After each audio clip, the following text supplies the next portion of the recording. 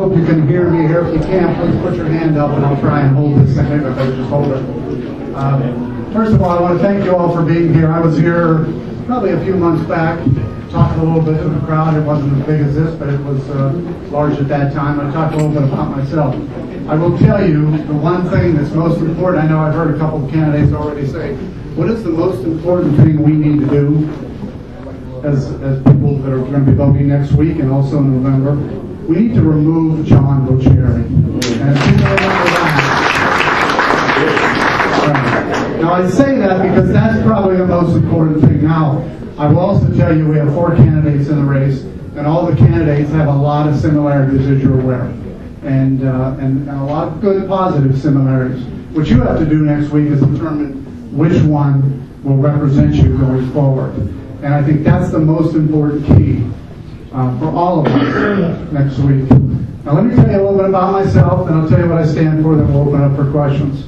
My background is pretty simple. I came from a blue-collar union family in western Pennsylvania. My father was a railroad worker. My grandfather was a coal miner. My mother was a nurse.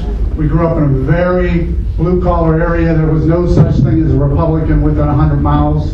And when you were born a Democrat. So I was a Democrat when I first was born. I can also tell you that that small-town value and those values were the most important things I brought with me in my life, because I learned what it took to sit around the kitchen table. My dad lost his job early on. I was about 8 years old. We could barely make ends meet.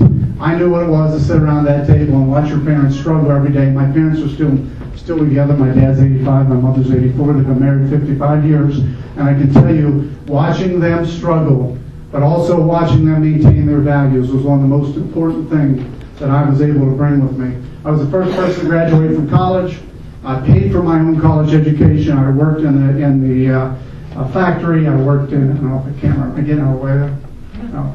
I worked in a factory. I worked as a truck driver for 2 years. So I worked with labor unions during those 4 years. And I learned also what it was for the value of an education, because again, I had to pay for it. And I thought that was important. I got out of school. I became a CPA. I spent 2.5 years with a large public CPA firm in Pittsburgh. I became their healthcare expert because I traveled throughout the country, and primarily in Ohio, doing healthcare. I took a job in Wadsworth, Ohio, 27 years ago with a healthcare company.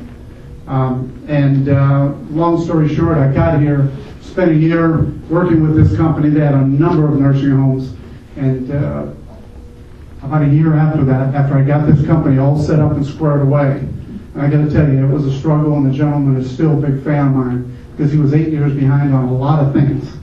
But I got him up to date, got him computerized, and then I went off on my own. At the age of 24, I convinced the bank to lend me some money. I had about $200 in my bank account. I had an old beat-up car, but I convinced the bank to trust me, and I was going to start my own business. My wife was scared to death, by the way. I married my high school sweetheart.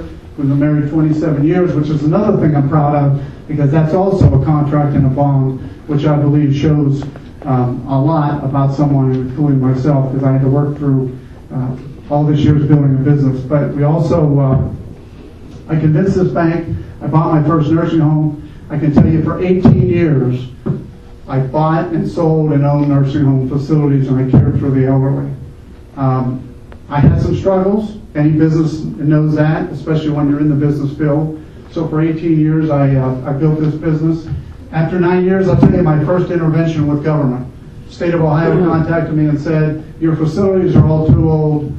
You can't keep them anymore. Think about that. I'm 33 years old.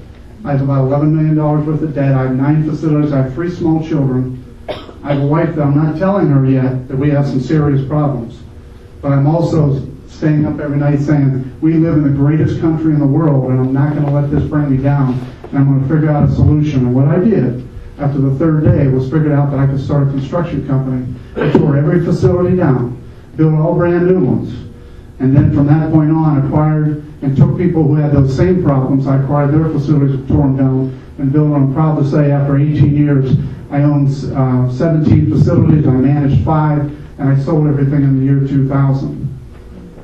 In the year 2000, I was also asked to run for the mayor of the city of Wadsworth. It was a unique situation because I had no clue. You know, when I came out of Pennsylvania, my goal was to raise a family, have a job, and provide for my children. I never really thought about politics, never really had any idea that I would ever get involved in politics.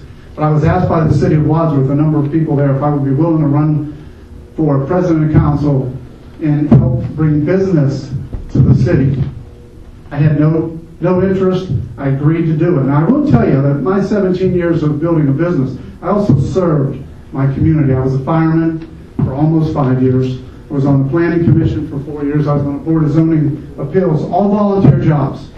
So that's how I was asked if I have an interest in stepping up and becoming president of council.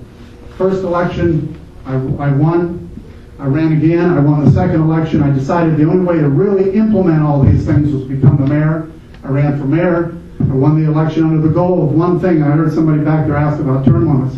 I said that when I ran for mayor, I was not going to stay longer than balancing the budget and converting it to a surplus, because I believe you serve the people that elect you, you get the job done, and then you get out. And I can tell you, after 7 years, we were on goal to balance our budget and have a surplus. And in the 7th year, I decided not to run again. I served 8 years in political office and said I would never get back in office, and balance the budget, left with a surplus. And I can tell you, the city of Wadsworth today, I left it better than it was when I took over. And if you talk to the mayor today and the city council people today, they'll say that they have one of the most vibrant cities in our district right now because of it. After that, I did one crazy thing. I bought a car dealership. I did it for a reason. I was told that this car dealership in Wadsworth was going to close. It was in Wadsworth for 50 years, had approximately 50 employees. I thought, you know what, if there's one more thing I can do for my community, it's going to be acquire this dealership. I went and met with the people. How many people have heard the name Mickey Miller? All right. Mickey Miller came in and acquired this dealership. He took it from the highest and best to the absolute worst. I only ran into Mickey one time. He was about from the other side of this room to me, because I actually acquired the dealership from the bank as it was getting ready to close. And we took the business. 14 months later, we had the business stabilized and things were going fine. And then I tell everybody, the biggest threat to any business person in this country was not the economy, because the economy was troubled at that time. It was the federal government, because all of you remember when General Motors filed bankruptcy, they sent letters out in May of 2009, and I have to tell you, I was one of the people that got one of those letters.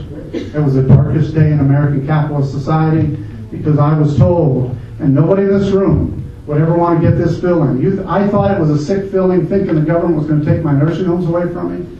How about when the government says they're going to take your car dealership away from you? That's about as sick of a feeling as you can get.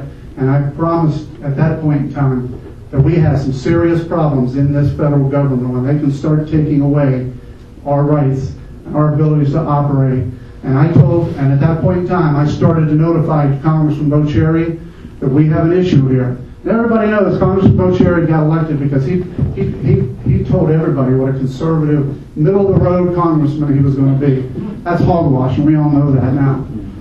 What he did to me, though, was the turning point for me and why I'm running for this election. That's why I'm telling you this story. On July 14th, a bill came through Congress to reinstate all car dealerships. John Bocherry received over 150 letters from my dealership. John Bocherry let my dealership know that he was going to stand up for car dealerships, and he was not going to vote against them. When that bill hit the House of Representatives on July 14th, John Bocherry voted against it. I can tell you on July 15th, I sent John Bocherry a message to tell him I'm going to remove him from that office. And I hope that I can have your support to do that, because that's the goal here. As all our candidates are doing, is to remove John